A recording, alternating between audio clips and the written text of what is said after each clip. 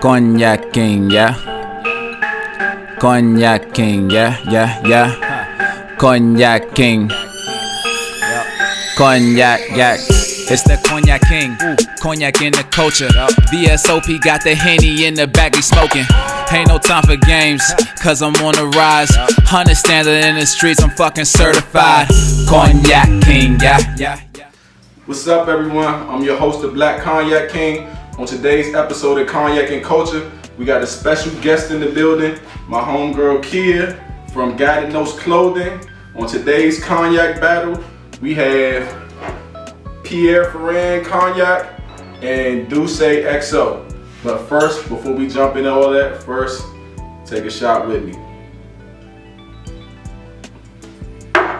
Alright, so I'm gonna let our guests choose. Which one would you like us to review first? Let's start with this. Alright, we just opening this one. So this one is Cognac Pierre Ferrand. I'm trying to see if this is like an XO, VSOP, just trying to see how long it's been aged. Let me see. Alright, yeah, it don't say so. We're gonna see what this is. So when we review these, what we do is, oh that's right, I didn't even tell you. We review these on the milliliter, alright? So if it burns, that's put some hair on your chest. Okay. Slight burn, then smooth like water. So when we pour these, we first try to smell it, see what's the notes in it, see if we can smell what it's saying in the bottle. Alright.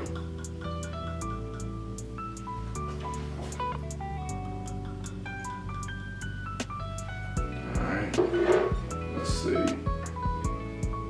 So when I smell this, I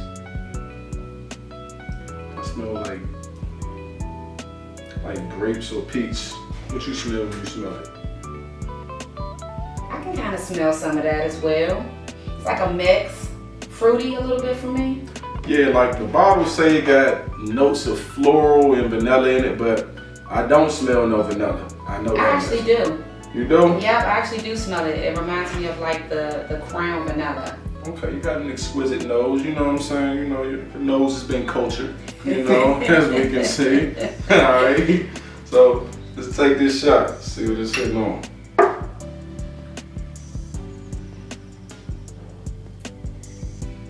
Not bad. Not bad at all, very smooth. What you think? Very smooth, I like that. What would you give it? Put some hair on your chest, light burn, or smooth like water? The smooth like water been on the smoothest end. I would say in the middle, right? In the middle? Slight burn? Slight burn, but then smooth at the end. Okay. That's what I would rate it. So, for those of you all that are connoisseurs in the drinking field, so there are definitely different types of finish. You got your initial burn, and you got when they go down your throat. Like I said, the second taste. So you say it on that second taste, that's when it's smooth. Slight little burn when they go down, but it's smooth all the way through. Yes. Alright. That's what I would say. I can agree with that. Alright. This next one we got Dusse XO. This so the XOs are aged at least at least 6 years. Now I think that this one was aged at least 10 years, but don't quote me on it. Alright, so this one we don't know what's supposed to be in this because y'all can't see the whole bottle black, so it don't say too much of nothing. Alright, but let's see. Alright, let me see what we smell in it. I smell alcohol. I don't smell anything. I don't really smell a lot either, I have to say. It's not a lot to yeah, I don't smell nothing. Review on this one. Alright, so we'll check it out. I'll put in the comments what's actually in it later. We'll see. Boom.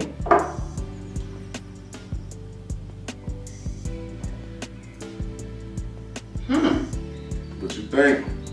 I didn't feel any burn on that. Yeah, I'm gonna get that one smooth like water. Yeah, I'm gonna say smooth like water. No burn. I don't even have any after burn at all. So yeah, I would say smooth like water. Alright, shout out Jay-Z with this Dusse XO. Smooth like water. You know what I'm saying? This one definitely worth it.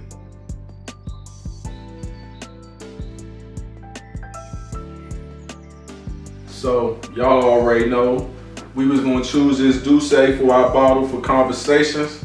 So, kid, so what's your best drinking story? I would say, you remember the Lingam Noor, like reggae fest? Yes, I do. So I would say one of my best times was actually attending it with some of my girlfriends. I love reggae music. So just chilling out, you know, eating, enjoying each other's company. That was my best. I would say that's one of my best moments. Okay, all right, that's one of your best moments. And what was you drinking? Was you drinking cognac, bourbon, tequila? What was you drinking? Well, actually it was wine. So it wasn't, you know. The wine? It was the wine. Your best story with the wine? Yeah, but you know, as you get older, you have to mature. You know me from way back, so a lot of things have matured. So yeah, it was the wine, but it was great. You got to come over to the wine side sometimes. But I'm glad she mentioned the wine. This for all y'all ladies that be at brunch, drink your little mimosas and wine. You know, y'all best stories probably coming from that too. You know, so all right, you know, so I'm gonna leave it at that. All right. So first, so tell us, what is Guided Notes Clothing? So Guided Notes Clothing is, you know, it's a faith-based brand. You know, back in school, you could recall this, you know, we had Cliff Notes. I don't know if anybody is familiar with that. You know, if you didn't read the books, all those assignments, right? You went to Cliff Notes and you would get a summary of what the book was about. I didn't have time to read. So basically, I got the name Guided Notes from Cliff Notes. It's kind of like Guided Notes is like your Cliff Notes for the Bible or inspiration, right? So that's where Guided Notes came from. So it's just an inspirational faith-based brand. Okay, and so this might actually go into the second question is, which would be, what made you start Guided Notes Clothing? That's interesting. So, you know, I've always liked fashion, and you know, going to school at Central, everybody had their own clothing line. And so back in the day, you remember Marquise? He had his Gypsy Black. So I used to actually help him with some of the female designing, and I always in the back of my mind wanted to do it. But I kind of pushed that back. And actually, you know, it was like I felt inspired to come up with a brand that would not only motivate, but would provide some type of faith-based aspect in it. And actually, I feel like God actually called me to do it. And when he first called me to do it, I was kind of like, you sure you got the right person? Because I'm not, you know, flaws and all. You know, I'm straight to the point. I wouldn't be labeled as your stereotypical, you know, good girl, good Christian girl. So I was like, you sure you want me to do it? But, you know, I pushed it back. And that happened in 2016, actually. And I was getting married in 2017. I was like, God, I got too much stuff going on right now. I'm focused on that. So I kept trying to push it to the back. And after I got married, it was still on my spirit to do it. So I was like, you know what? Let me just, you know, face my fears and make it happen. You know, people gonna judge you anyway, but I know I'm doing it from a good place because I feel like people need that inspiration and you know, that faith. So how has that been, like starting your clothing line, like you say, flaws and all, even though, you know, I know I'm one of the people that knows, like we all kids of God. Yeah. So flaws and all, no matter whatever we personally think about somebody, we all God's kids. Exactly. So, you know, so it don't really matter about it. But how has your experiences been, you know, having a faith-based clothing line, you know, and with your flaws starting that clothing line? So how has your journey been? So I would say, you know, starting off, I didn't know what I was doing. Literally, I didn't know what I was doing. I know I was called to do it. At first I was like outsourcing it and getting other people to do, you know, do the designs, not the designs, actually do like the manufacturing piece to it. And then actually after talking to my cousins and some other people that were in the business, they were like, you can do this yourself. So I actually do all of my own printing, everything that comes out, I do everything. So I had to learn the ins and outs of business.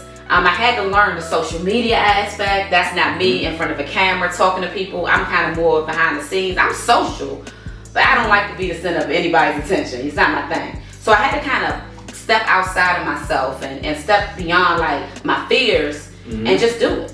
So, you know, of course people will judge you, right? You know, especially if you're doing faith-based. People that have known me before, you know, I used to party. I still go out and have fun. But people will judge you, you know, on that kind of thing, right? And say, oh, you doing a faith-based brand? Because they have in their mind this checklist of what it's supposed to look like, right? And I think that is just not a realistic thing. If you think, you know, none of the pastors are going out, they don't drink at all, they don't curse, they don't get angry, it's not real, you know what I mean? So it's a challenge, but I'm up for the challenge, you know? Right. No, I definitely understand because I'm so glad you touched on that because that's like, this is a drinking show. Right. But make sure I look at the camera. I love my Jesus. All right. So, you know, you might be sitting here drinking and talking about alcohol. All right. But I love my Jesus. And this don't take away from my relationship with God. And that goes for everybody. It's like, it doesn't matter what it is you do. Like, I mean, your relationship with God is your relationship with God. Right. Your understanding of faith is your understanding in it, you know. But people, man, we have all these opinions of how someone should look. Yep. But in God's eyes, look, we all flow. Right. So, you know, so. If we weren't, we wouldn't need God. Exactly. So I just wanted to make sure I touched on that. But my next question would be, so if someone wanted to get some of your clothing, where would they be able to get your clothing from? Yeah, so first of all, you can follow me on IG. I'm Guiding Notes Clothing on IG and on Facebook. Mm-hmm. But we also have a website, so guidingnotesclothing.com. So you could just go on there. It's very user friendly. Actually, we're relaunching. So we're working on a new platform, a new website. And so just remember, when you order, you're getting it from me, right? I make everything in-house. There's no second person. It's handled with TLC. And so, yeah, just go on the website and order, and that's how that goes. Pretty fast delivery. I do my best. So what advice would you give to aspiring entrepreneurs? So first I would say, keep God first in everything that you do, right? Pray on everything. Don't do everything in your own strength. Trust His process. I will also say, do it scared. So that's my motto in general, right? Do it scared. Do it scared. So sometimes the fear won't go away, right? You know it's something you're supposed to do, but you have that fear. So are you going to wait for the fear to go away? That may never happen. So do it scared, you know. Face your fears, figure out how to navigate through that, but do it scared and trust God through everything.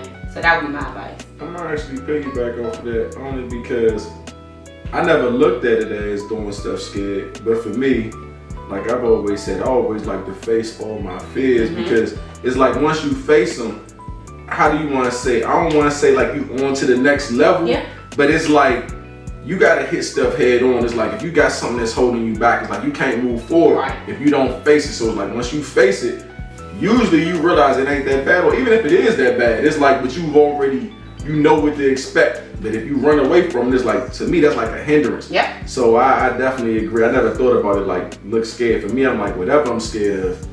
Like I'm the person that I'd be on a roller coaster. It can be scary. Put your hands up so that way you done took the whole thing. Yep. You done went on it. I'm screaming, but I'm right. So I never thought about that. Okay. All right, so we're gonna end on that note. All right, thanks everyone for checking out Cognac and Culture. Make sure to subscribe, click the like button and comment, and remember, cognac, it's not a red cup drink.